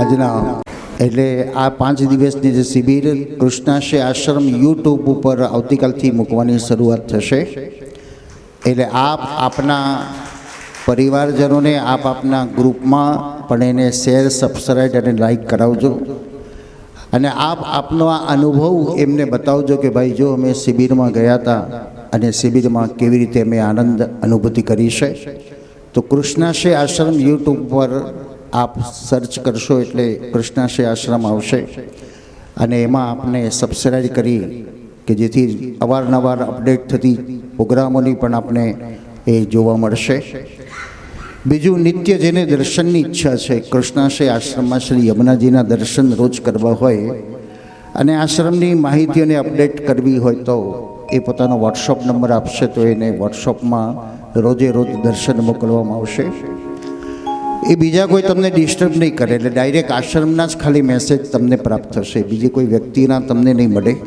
તો આશ્રમ તરફથી જે કંઈ અપડેટ અથવા દર્શન એનો પણ આપને રોજ લાભ લઈ શકાશે. ત્રીજું, 2 મનોરથ જે મૂકેલા છે આપણે, એમાં એક માર્ચ મહિનામાં કરીશું અને બીજો લગભગ શ્રાવણમાં ઈચ્છા છે કે જો અમરકંટકનું થાય તો ઓમકારેશ્વર અને ઉજ્જૈન બંને શ્રાવણમાં પ્રાપ્ત થઈ શકે. એટલે એક સાથે 3 મહાદેવના બંને ગંગાના પતિત પાવનમાં રહી શકાય. એટલે માર્ચમાં અને બીજું આપણે શ્રાવણ મહિનામાં, એટલે ફાગણ મહિનો અને શ્રાવણ મહિનો, કે જેથી બહુ કંઈ આપણને મોટું એવું છે, ગામમાં લગ્ન હોય ને આખા ગામને લગ્નનો હરખ હોય છે. એટલે આપણા સમાજમાં લગ્ન હોય પણ આપણે વ્યવહારિક જવું પડે, એટલે ભલે તો આપણે અત્યારે એક ડેટ ફિક્સ કરીએ છીએ, સંખ્યા થશે જે તારીખ. મેં અમરકંટક પણ જે નિર્ગુણદાસજી મહારાજ ગયા છે, અને એક બીજું એક તીર્થ હિલ સ્ટેશન છે ડોલ, હિમાચલ પ્રદેશમાં. એની પણ મેં એમને કહ્યું છે મને તપાસ કરીને વિડીયો અથવા એનો ટાર્ગેટ બતાવો. એ ડોલમાં છે અત્યારે. તો જો થાય તો હિલ સ્ટેશન ઉપર આપણે પણ એક વિચાર, અમરકંટક કેન્સલ કરીશું અને ડોલ હિલ સ્ટેશન, અત્યારે પણ ત્યાં ઠંડી લાગે છે, એટલે આવા ગરમીમાં પણ ત્યાં ઠંડક વાતાવરણ છે. તો જ્યાં ભગવાનની પ્રેરણા હશે ત્યાં આપણે પણ આપના સિલેક્ટ કરેલા જે 4 સ્તંભો બતાવ્યા છે, ભૂપેન્દ્રભાઈને પણ પોતાના પ્રફુલ્લભાઈને પણ નામ લખાવતા જાય, જેથી કોને કયામાં રસ છે એક ટાર્ગેટ થાય ને ત્યાર પછી આખું એક એસ્ટિમેટ મૂકી શકાય. તો પુનઃ શિબિરાર્થીઓમાં આપ સૌ જે પધાર્યા, વિશેષ તો અમદાવાદ વડોદરા 2, પછી નડિયાદ છે, આણંદ છે, દાહોદથી પણ આવ્યા હતા, પણ બધાના સહયોગને સાથ દ્વારા આ 5 દિવસના અમૃતને કારણ દૂધ, દહીં અને ઘી તો ગાયનું જ છે. એટલે આ ગૌશાળામાંથી 3 વસ્તુ તો પ્રાપ્ત થઈને આપે 2 વસ્તુ આપી અંદર મિશ્રિત કરી, તો એના દ્વારા આપણે પંચામૃત બનાવ્યું. કારણ 2 વસ્તુ આપની કઈ મિશ્રિત થઈ, એક તો આપણું તન મિશ્રિત થઈ અને બીજું આપણું ધન. આ બંને ભેગું થઈને ગાયને અમૃત બનાવવા માટેની આપણે પ્રેરણા આપી અને એ ગૌ સેવાના માધ્યમ દ્વારા આ અવિરત અમારા સ્નેહી ઇન્દુભાઈએ જે શરૂઆત કરી હતી, એનું નામ તો કૃષ્ણાશ્રયમાં અવારનવાર રહ્યા જ કરવાનું કારણ પ્રેરણા સ્તોત્ર છે. એટલે એમની પ્રેરણા હતી ને એ પ્રેરણા દ્વારા આપણે પ્રભુએ પ્રેરણા બધાને આપીને હવે ધીરે ધીરે વધારે જાગૃત થતા ગયા. એમાં ગિરીશભાઈ, ભૂપેન્દ્રભાઈ એ પણ વડોદરાથી પોતાના પરિવારજનોને, પોતાના સિનિયર સિટીઝનોને, અને આપ જે પહેલી વાર પધાર્યા છે એ પણ આપના પરિવારજનોને, આપણા મિત્ર વર્ગને પણ આ આશ્રમની ગાઈડલાઈન અને નેક્સ્ટ યરની અંદર શિબિરમાં પણ, જેમ ગિરીશભાઈનો એક પ્રશ્ન હતો કે બીજી AC રૂમો વધારીએ, તો ભગવત કૃપાથી આવતા વર્ષ સુધીમાં આ 24/24 બિલ્ડિંગ આખી AC થશે અને ઉપર પણ જે છે એમાં પણ શક્ય એટલી રૂમો કરવાનો પ્રયત્ન કરીશું, તો વધારે લોકોને લાભ લઈ શકે, વધારે લાભ મળી શકે. અને એનાથી આગળ એક બીજો પ્રોજેક્ટ પણ વિચાર્યો છે, કારણ નીચેની રૂમો લોકોને બહુ જોઈએ છે, પાછું એક તકલીફ છે. એટલે જો ભગવત કૃપા થશે તો આ બિલ્ડિંગની આગળ જે બગીચો છે ત્યાં પણ રૂમોનો એક પ્લાન ગઈકાલે એક વિચાર આવ્યો છે કે અહીં થોડી 8-10 રૂમો બનાવીએ, વચ્ચે મોટી ગેલેરી રહે, તો જેથી લોકોને નીચે લઈને રહેનારનો લાભ પણ એને પ્રાપ્ત થાય અને વ્યવસ્થિત આયોજન થાય. તો ભગવત કૃપા ઉપર છોડીએ છીએ આપણે, કારણ એને કરાવવું હશે ત્યારે જે બોલાવ્યું હશે, અને બોલાવ્યું છે એટલે એની મેં તે કરાવવાનો જ છે. તો વધારે અમારી એક ભાવના એક જ છે કે બસ વૈષ્ણવના આંગણે વૈષ્ણવ આવે તેટલો આનંદ થવો જોઈએ. અમારા અનુભવ પ્રમાણે ઘણી બધી બસો લઈને છેક દાહોદ, ગોધરાથી, સંતરામપુરથી, બોડેલીથી બસો લઈ લઈને ખંભાતની બેઠક જનારા બધાએ નક્કી કરી દીધું કે મેળાઓ આશ્રમ થઈને જ જવાનું. જો એડવાન્સમાં કહી દીધું હોય તો પછી બધી જ ચા નાસ્તાથી ભોજન સુધીની બધી જ વ્યવસ્થા કરી દઈએ છે. અને કદાચ કોઈ કહ્યા વગર આવ્યું હોય તો પણ સમય પ્રમાણે વ્યવસ્થા કરવા માટે અમે પ્રયત્ન કરતા હોઈએ છીએ. તો વચ્ચે એક ગોધરાથી બસ આવી હતી, 10 વાગ્યા હતા, લગભગ શિયાળાના દિવસ હતા, અને અમારા સ્ટાફના માણસોએ કીધું કે ચા પીશો બધા? એટલે બેન ખુશ થઈને કીધું હા બનાવો, કારણ ઠંડીમાં ચા તો બધાને ગમે. હા બનાવો. કેટલા પૈસા થશે? એટલે હું ઓફિસમાં હતો એટલે મેં કીધું કે બેન પૈસા માટે નહીં, પણ તમે આવ્યા છો તો તમારો સત્કાર કરવો એ અમારી ભાવના છે. એ વૈષ્ણવો એટલી પ્રસન્નતાથી એમ કીધું કે મહારાજ અમે આવું સાંભળ્યું હોય તો આ પહેલી વાર આશ્રમમાં સાંભળીએ છીએ કે પૈસા વગર તમે કરવા તૈયાર છો, બાકી તો બધે આ આટલું હાલો આટલું હાલો આટલું હાલો. પણ એક ભાવના છે, કારણ આશ્રમની વિશેષતા કઈ, ઘરની વિશેષતા કઈ, આવનાર વ્યક્તિને આવકાર મળે, આવનાર વ્યક્તિને શીતળતા મળે, આવનાર વ્યક્તિને પ્રસન્નતા મળે, એ જ આશ્રમની શોભા છે. તો મારી પણ એ શોભા છે ને આપણે પણ આપણા બધાની પણ એ શોભા છે. તો કૃષ્ણાશ્રી આશ્રમ આપના સ્વજનોને સ્નેહીઓને લઈને આપના દીકરાઓ પિકનિકમાં જતા હોય, હિલ સ્ટેશનમાં જતા હોય અને આપને ઈચ્છા થાય કે અમારે 2-3 દિવસ માટે આશ્રમમાં આવવું છે તો વેલકમ છે. એનો કોઈ એવો કોઈ બિઝનેસ નથી કે આટલા રૂપિયા. તો એક શિબિરમાં એક ટોકન ચાર્જ એટલા માટે લઈએ છીએ કે જેથી મેન્ટેન થઈ શકે, નહીં તો 500 માણસ આવી જાય તો પછી તકલીફ થઈ જાય. એટલે વ્યવસ્થા જળવાઈ રહે અને તેથી લિમિટેડ માણસ જ આપણે રાખતા હોઈએ છીએ. બાકી ભગવત કૃપાથી અહીં જ્યારે યજ્ઞો થાય છે, મહોત્સવો થાય છે, ત્યારે 2-5 હજાર વૈષ્ણવો અહીં આવતા હોય છે અને ખૂબ ભગવત કૃપાથી બધું જ સેવા કાર્ય પણ લોકો પોતપોતાની જાતે ઉપાડી લેતા હોય છે. તો કહેવાનો ભાવ છે કે આ આશ્રમ આપનો જ છે અને એ આપને જ્યારે પણ ઈચ્છા થાય ત્યારે આપ પધારી શકો છો.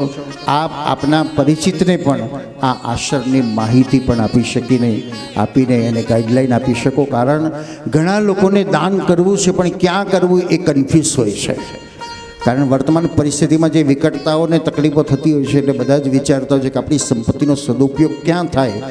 તો એવી વ્યક્તિઓને આપ જાણ કરો, બતાવો. અમારા ભરતભાઈ તો એમ જ કહે છે તમે આંખે દેખીને કરો. એકવાર પોતાની ગાડીમાં લઈને આવે, ભાઈ જુઓ તમે, અને પછી તમે સેવા આપો. તો આપ 5 દિવસમાં આશ્રમને જોયો છે, આશ્રમને અનુભવ્યો છે. 1 સેકન્ડમાં એકબીજાને ઓળખી જવાય. આપણે તો 5-5 દિવસ સાથે રહ્યા એટલે પરસ્પર બધું જ ઓળખી લીધું એકબીજાને. તો એ ભાવ દ્વારા આપનો સહયોગ સાથ પ્રમાણે અને પ્રભુની વધારે ને વધારે સેવા કરવાની ભાવના છે.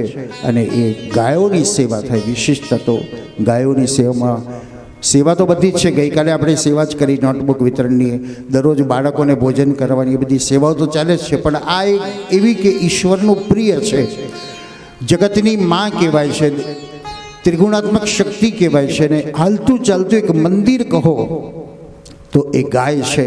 અને ગાયથી ગોવિંદની પ્રાપ્તિ થાય છે. ગોપૂછ પકડવાથી વૈતરણી જો પાર કરી શકતું હોય તો એવી એક અનમોલ અને આપણા બધાની ઈચ્છા શક્તિને પૂર્તિ કરનારી એ ગાય છે.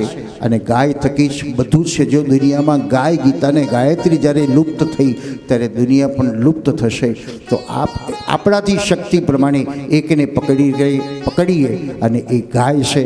ગાયત્રી તો મંત્ર જપનારા બધા જ છે, ગીતાનું પુસ્તક તો બધાની પાસે છે, પણ આજે નથી તો ગાય નથી. અને તેથી ગાયને રાખવી, ગાયને સાચવવી, ગાયનું જતન કરવું એ આપણા બધાનું કર્તવ્ય બને છે. કૃષ્ણાશ્રી આશ્રમ અનેક વિવિધ સેવા કે પ્રવૃત્તિની સાથે સાથે અમારા દીકરા પણ જે સુંદર ભાગવત કથાઓ કરી રહ્યા છે, સાથે સાથે સુંદરકાંડ પાઠ પણ લગભગ 181 જેટલા 2 વર્ષની અંદર 181 પાઠ કર્યા.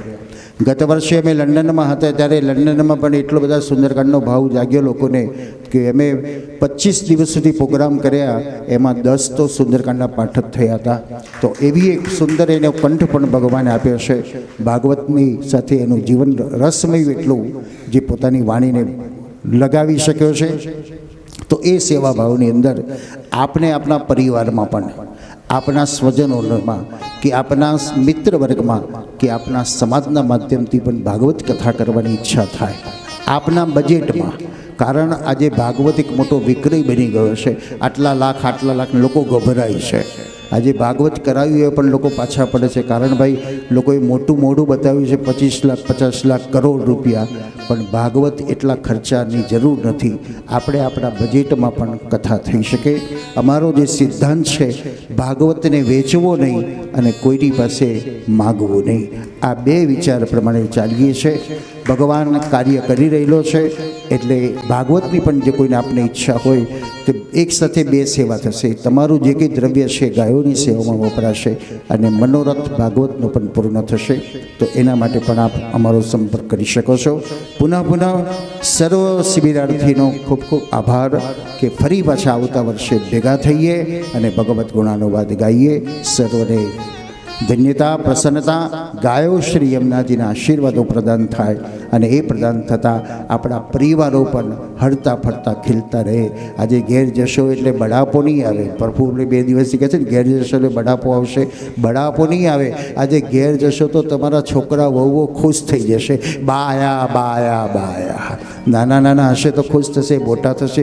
વહુએ કંટાળી હશે ને 5 દિવસે ખાવા પીવાનું બધું જાતે કરતી હશે એટલે ખુશ થશે કે ચલો સાસુમાં આવી ગયા, હવે મને રાહત થઈ. તો ફરી પાછો આવો આનંદ આપણે પ્રાપ્ત કરીએ એવી અભ્યર્થના. સર્વને જય શ્રી કૃષ્ણ. આજે જ્યારે વિરામ તરફ જઈ રહ્યા છે ત્યારે 5 દિવસ ક્યાં પૂરા થઈ ગયા એના અમને ખબર પડી કે ના તમને ખબર પડી. 15-20 દિવસથી જેની તૈયારીમાં અમારા આશ્રમના દરેક કાર્યકર્તાઓ જે જોડાયા હતા, શિબિર શરૂ પણ થઈ ગઈ ને આજે વિરામ પણ થોડાક સમય પછી થઈ જશે. કૃષ્ણાશ્રય આશ્રમની ઘણી બધી સેવાકીય પ્રવૃત્તિઓ આપ સૌએ જે આ 5 દિવસમાં જે જોઈ, હમણાં જ આપણે સૌએ સાંભળ્યું કે અવારનવાર વૈષ્ણવ આશ્રમની મુલાકાતે આવે છે, શ્રી યમુનાજીના દર્શન કરે છે, ગાયોની સેવા કરે છે ને સંસ્થાની સેવાકીય પ્રવૃત્તિ જુએ છે. ઘણા બધા વૈષ્ણવો આશ્રમની મુલાકાત લીધા પછી અમને કહે છે પણ ખરા કે તમે આટલી બધી પ્રવૃત્તિઓ કરો છો તો કેવી રીતે મેનેજ કરો છો, કેવી રીતે બધી વ્યવસ્થા કરો છો કે કોઈને તકલીફ ના પડે, બધાનું સરળતાથી કામ થઈ જાય, બધાને વ્યવસ્થા થઈ જાય, કેવી રીતે કરો છો? ત્યારે વિચાર એક એમ જ આવે છે અને સાચે જ કરનારા હું કે અમારા પિતાશ્રી નથી. અમે તો કેવલ એક માધ્યમ છે. કરનારો ઈશ્વર છે, કરાવનારો પણ ઈશ્વર છે, આપનારો પણ ઈશ્વર છે ને લેનારો પણ ઈશ્વર જ છે. ઈશ્વરે અમને કેવલ એક માધ્યમ બનાવ્યા છે કે તમે આવી વ્યવસ્થાનો સુંદર રીતે એની વ્યવસ્થા કરો, દરેકને એનો લાભ મળે. કારણ સંસ્થાનો જે વિચાર છે કે નાનાથી લઈ અને મોટા સુધી બધાને આ સેવાકીય પ્રવૃત્તિનો લાભ મળે. અવારનવાર આશ્રમમાં ઘણા બધા વિદ્યાર્થીઓ પણ એવા આવે છે કે જેની પરિસ્થિતિ વેલસેટ નથી, પણ જેને ભણવું છે એવા ઘણા જિજ્ઞાસુ વિદ્યાર્થીઓ પણ આશ્રમમાં આવે છે અને અમે એને એક જ જવાબ આપીએ છીએ કે ભાઈ તું ભણ, આશ્રમને બનશે એટલી વ્યવસ્થા તને કરી આપીશું. અત્યાર સુધી લગભગ 25 વિદ્યાર્થીઓ એવા છે કે જેણે આશ્રમે તરફથી જે વિદ્યાર્થીઓ ભણ્યા, સારી ડિગ્રી, સારી પોસ્ટ ઉપર પહોંચ્યા અને અવારનવાર જ્યારે પણ આ બાજુ આવે છે ત્યારે આશ્રમની મુલાકાત લેતા જાય છે અને એમના તરફથી કંઈક યોગદાન આશ્રમની આ સેવાકીય પ્રવૃત્તિઓમાં આપે છે કે શાસ્ત્રીજી અમે આપના થકી અમે ભણ્યા અને અમે ભગવાનને અમને એવા કેપેબલ કર્યા કે અમે અમારામાંથી કંઈક થોડું આશ્રમને આપીએ કે જેથી ભવિષ્યમાં અમારા જેવા વિદ્યાર્થીઓ પણ સારી રીતે ભણી શકે. એ ઠાકોરજીની કૃપા છે, ગાયોના આશીર્વાદ છે, શ્રી યમુનાજીના આશીર્વાદ છે અને આપ સૌ જેવા વૈષ્ણવ ભક્ત સમુદાયનો સાથ સહકાર છે. વિશેષ આભાર તો વ્યક્ત થઈ જ ગયો છે, પણ ફરી એકવાર સંસ્થાના આ શિબિરના જે 4 સ્તંભ જે બતાવ્યા અમારા પૂજ્ય પિતાશ્રીએ, એ ચારેય સ્તંભો વૈષ્ણવોને જે પ્રેરણા આપે છે કે ચાલો શિબિરમાં, ચાલો આવી એક સેવાકીય પ્રવૃત્તિઓનો તમે પણ આનંદ લો, તમે પણ લાભ લો. એ કોકિલાબેન, ભરતભાઈ, ભૂપેન્દ્રભાઈ, ગિરીશભાઈ, પ્રફુલ્લભાઈ, આ દરેકનો પણ પુનઃ આભાર વ્યક્ત કરીએ કે જેમણે સુંદરતાથી, કારણ આ વખતે બધાને થોડું કામ સોંપી દીધું હતું એટલે થોડુંક ટેન્શન થોડું હલવું થઈ ગયું હતું. વડોદરાનાથી જે આવ્યા હતા એ લોકોને એમનું ડિપાર્ટમેન્ટ સોંપી દીધો, અમદાવાદથી અમદાવાદનો ડિપાર્ટમેન્ટ સોંપી દીધો, એટલે મોટા ભાગનો ભાર તો બધો વહેંચાઈ ગયો હતો અને આ દરેકે પોતપોતાની ભાવના પ્રમાણે દરેક આખી શિબિર સુંદરતાથી પૂર્ણ થાય એવા બધાએ પ્રયત્નો કર્યા છે. સાથે સાથે આપ સૌ ગામ ગામથી જે પધાર્યા છો વૈષ્ણવ આ શિબિરની અંદર, આપનો પણ ખૂબ ખૂબ આભાર વ્યક્ત કરીએ. પુનઃ પુનઃ આપ પધારજો જ, કારણ આ આશ્રમ અમારા એકલાનો નથી, આપનો જ આશ્રમ છે અને આપના માટે જ છે. અને આપના માટે આશ્રમના દ્વાર હંમેશા ખુલ્લા જ છે. આપને જ્યારે પણ ભાવના થાય ત્યારે આશ્રમની મુલાકાતે આપ પધારજો. એની સાથે સાથે આ સુંદર વ્યવસ્થા, સમયસર ચા નાસ્તો, સમયસર સવારે પિકનિક નાની મોટી બંને ટાઈમ ભોજનની વ્યવસ્થા સમયસર આપણને જે પ્રાપ્ત થઈ એ બદલ અમારા સંસ્થાના દરેક સ્ટાફનો પણ અમે આભાર વ્યક્ત કરીએ કે સુંદર વ્યવસ્થાની સાથે કોઈને તકલીફ ન પડે એ રીતે સમયસર આપણને બધી વ્યવસ્થા મળી. કદાચ કોઈ સંજોગો અનુસાર થોડુંક વહેલું મોડું થયું હશે, પણ કંઈ વાંધો નહીં. આપણી શિબિરને કોઈ ડિસ્ટર્બન્સ થયું નથી, સમયસર બધું શરૂ થઈ જ ગયું છે. તો પુનઃ આવતા વર્ષે પણ, ગઈકાલે પણ મેં મારા વક્તવ્યમાં કહ્યું હતું એમ કે આ વર્ષે જે નવા શિબિરાર્થીઓ આપણી શિબિરમાં જોડાયા છે, આપ પણ બીજા લોકોને પણ પ્રેરણા કરજો કે ચાલો આવું એક સુંદર આધ્યાત્મ જ્ઞાનની સાથે સમાજ સેવા થાય એવા આ આશ્રમની પ્રવૃત્તિની અંદર આવતા વર્ષે હજુ વધારે સંખ્યામાં શિબિરાર્થીઓ જોડાય. અને ઠાકોરજીએ વિચાર વ્યક્ત કર્યો છે, હમણાં જ આપણે સાંભળ્યું કે જે બિલ્ડિંગની આગળ 6 કે 8 રૂમો કે 10 રૂમો જે રીતે વ્યવસ્થા હશે એ રીતે થશે અને 100% ઠાકોરજી પરિપૂર્ણતા અપાવશે. અને મને એવો વિશ્વાસ છે કે આવતા વર્ષ જૂન મહિના સુધીમાં બીજી 8 રૂમોનું નિર્માણ થશે ને થશે. ઠાકોરજી ઉપર છોડીએ, ક્યારે પૂરું કરવું, કેવી રીતે કરવું, કોણ કરશે, એ તો ઠાકોરજી કોકને ને કોકને પ્રેરણા કરશે જ. અને ગઈકાલે પણ મેં કહ્યું હતું કે આવતા વર્ષે જે રૂમોની એસીની જે તકલીફ છે એ આવતા વર્ષે પૂરી થઈ જશે અને 24 રૂમો આપણે એસી કરી જ દઈશું 100%. તો આવતા વર્ષે પણ આ ગરમીની તકલીફ પણ કોઈને પડશે નહીં. તો ફરી એકવાર આપ સૌ શિબિરાર્થીઓનો, સંસ્થાના સર્વ કાર્યકર્તાઓનો ખૂબ ખૂબ આભાર વ્યક્ત કરીએ. આજની શિબિરને અહીંયા વિરામ કરીએ અને પ્રતિવર્ષની જેમ આ વર્ષે પણ જે શિબિરાર્થીઓ આની અંદર લાભ લીધો છે, જે દાતાઓએ પોતાનું યોગદાન સેવાકીય પ્રવૃત્તિઓમાં આપ્યું છે, જ્યારે વિચાર જાગ્યો હતો કે ગાયોના ઘાસ માટે એક ઘાસ કટર મશીન, ચાપ કટર મશીનનું એક જરૂર છે અને આપણે લાવવું છે, કેવલ એક વિચાર મૂક્યો. કોઈને કહેવા જવું પડ્યું નથી કે કોઈને માગવા જવું પડ્યું. સંસ્થાનો નિયમ તો છે જ કે કોઈની પાસે માગવાનું નહીં જ, પણ કોઈને કહેવું પણ નથી પડતું કે આ એક નવી સેવા આશ્રમની અંદર જરૂર છે. પણ જેમ જેમ વૈષ્ણવને જાણ થતી ગઈ તેમ આ શિબિરમાં પણ ઘણા બધા દાતાઓએ ચાપ કટર મશીન પેટે પણ પોતાનું યોગદાન દાનના પ્રવાહ દ્વારા જે આપ્યું છે. ગાયોની સેવામાં ગૌ પૂજન કર્યું, ગાયોની સેવામાં આપ્યું છે. સોલાર વૃદ્ધાશ્રમની અંદર જે સોલાર સિસ્ટમની જરૂર છે એમાં પણ આ શિબિરાર્થીઓ આપ સૌ દ્વારા જે યોગદાન આપ્યું છે. તો મેં પહેલાં જ કીધું એમ કે ઠાકોરજી કેવલ વિચાર જ આપે છે, આપણે એને બસ અમલમાં મૂકવાનો છે. પછી ઠાકોરજી એની મેં તે રસ્તો કોકને પ્રેરણા કરીને પૂરો કરી જ દે છે. તો એ પણ આવતા વર્ષ સુધીમાં સોલાર પણ લાગી જશે. ચાપ કટર મશીન કેવલ વિચાર આવ્યો અને વૈષ્ણવે એનો પ્રવાહ વેવડાવતા ગયા અને ચાપ કટર મશીન પણ આવી ગયું અને એની શરૂઆત પણ થઈ ગઈ. ગઈકાલે કદાચ જો તમે નોટિસ કર્યું હશે તો ગ્રીન કલરનું મોટા ભૂંગરાવાળું જે મશીન છે એ નવું ચાપ કટર કૃષ્ણાશ્રય આશ્રમમાં આપ સૌ વૈષ્ણવ ભક્તોના દાનના પ્રવાહ દ્વારા જે કૃષ્ણાશ્રય આશ્રમમાં ગૌશાળામાં ગાયોના ઘાસ કટિંગ મશીન જે લાવ્યા એ બદલ પણ ઠાકોરજીનો પણ ખૂબ ખૂબ આભાર વ્યક્ત કરીએ કે બસ આવા ને આવા સુંદર વિચાર આપતા રહેજો અને આવા સુંદર કાર્ય અમારા બધાયના હાથે કરાવતા રહેજો એવી ઠાકોરજીના ચરણારવિંદમાં પણ પ્રાર્થનાની સાથે પ્રતિવર્ષની જેમ આ વર્ષે પણ સંસ્થાની અંદર જે દાતાશ્રીઓએ પોતાનું યોગદાન આપ્યું છે તો આપણે પણ સંસ્થા દ્વારા એમનું પણ બહુમાન પ્રસાદ દ્વારા અને ઉપરના દ્વારા એ દાતાશ્રીઓનો પણ અને આપ સૌ શિબિરાર્થીઓનો પણ સત્કાર કરવામાં આવશે. અહીંયાથી હું જે પ્રમાણે નામ જાહેર કરું એ રીતે વારાફરતી શાસ્ત્રીજી ઉપરનું ઓડારી અને પ્રસાદ અર્પણ કરશે. સૌથી પહેલાં તો આ 5 દિવસ સત્સંગ શિબિરમાં આપણને 3 વિષય જે મળ્યા, પરીક્ષિતના પ્રશ્ન, રાસ પંચાધ્યાયી અને દેહૂતિ ને કપિલનો સંવાદ, આ 3 વિષયો ઉપર જે આ 5 દિવસની સત્સંગ શિબિર ચાલી, એમાં રાસ પંચાધ્યાયી ઉપર જેમણે 5 દિવસ પોતાનું વક્તવ્ય આપ્યું છે એવા પ્રશાંતભાઈને વિનંતી કે અહીંયા ઉપસ્થિત થાય, શાસ્ત્રિત થાય.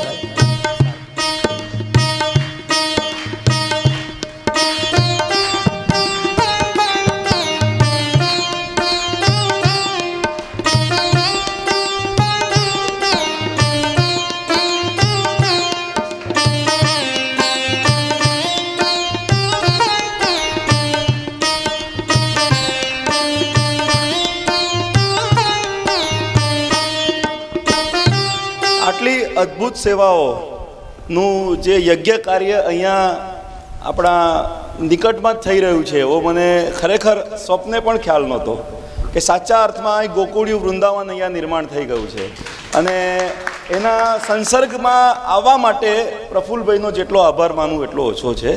ધન્યવાદ. અને જે કવર અહીંયાથી અર્પણ કર્યું છે, સ્વાભાવિકપણે આપણે તો સેવા કરવાની હોય, સેવા લેવાની ના હોય. આજે જ કોકિલાબેન કહેતા હતા કે બ્રાહ્મણોનું કંઈ થોડું ખવાય આપણાથી, એટલે એમાં 5000 ઉમેરીને અમે એમના ચરણોમાં અર્પણ કરીએ છીએ.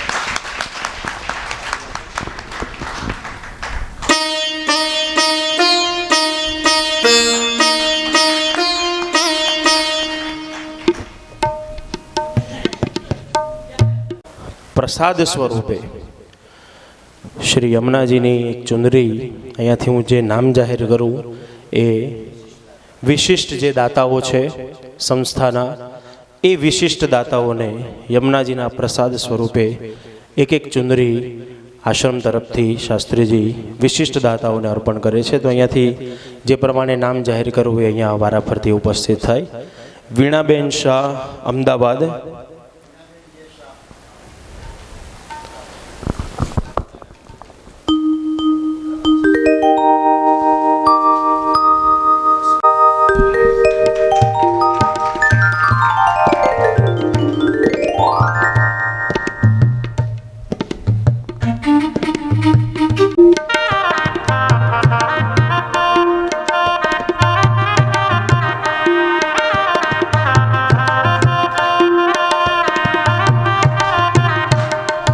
ત્યારબાદ કોકિલાબેન શાહ, અમદાવાદ, એ પણ અહીંયા ઉપસ્થિત થાય. ભરતભાઈ શાહના ધર્મપત્ની, એ પણ અહીં ઉપસ્થિત થાય.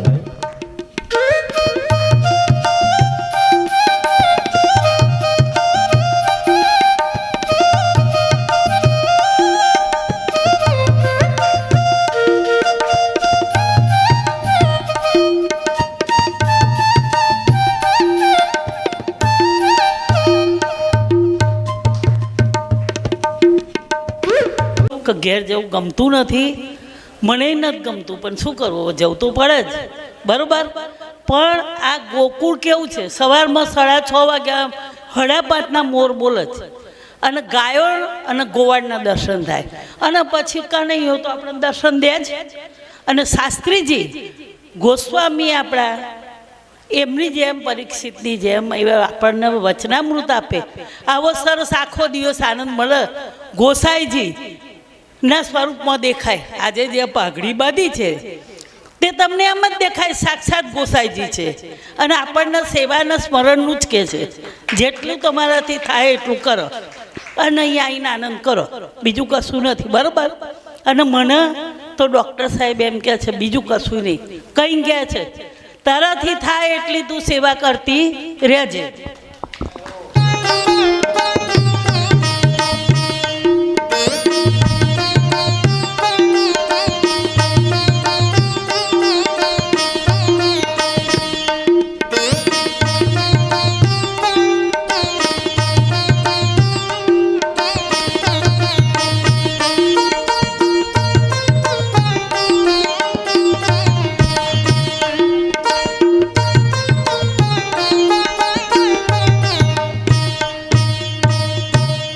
એની સાથે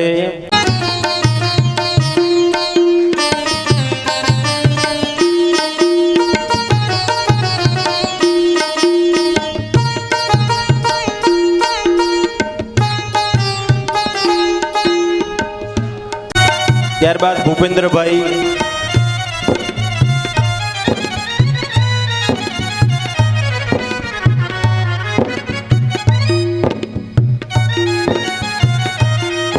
જેને પ્રસાદ મળી ગયો અને કદાચ ફરીવાર નામ રિપીટ થાય તો ખાલી આ ઉપરનું થી એમનું બહુમાન થશે.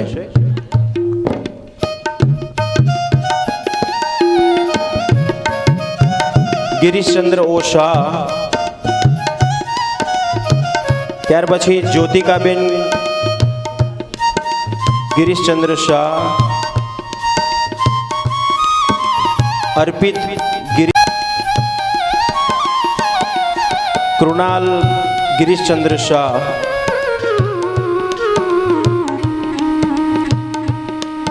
રાજેશભાઈ બી શેઠ,